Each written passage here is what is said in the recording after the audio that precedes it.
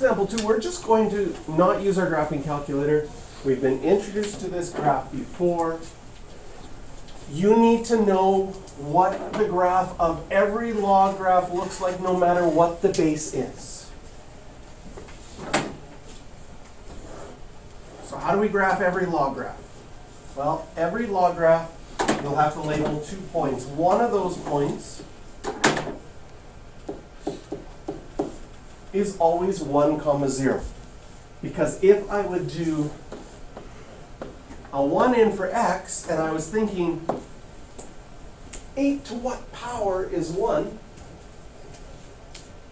8 to the exponent 0 is 1.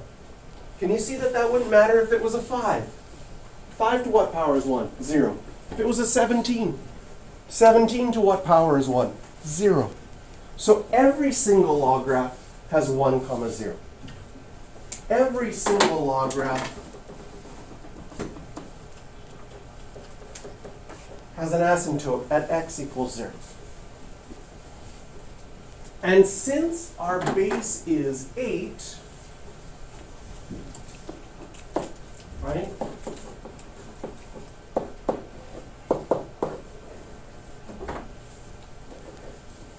Eight is the first number that's easy to plug in mental math-wise and figure out what it's going to be equal to. 8 to what power is 8?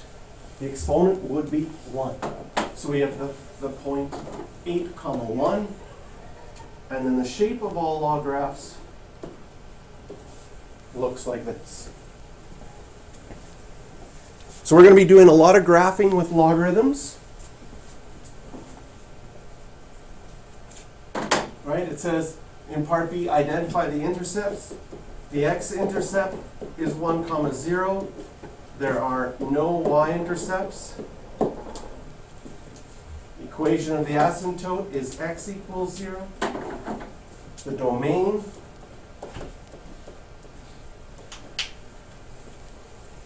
you can't take the log of a negative number, and you can't take the log of 0. And finally, the range is everything.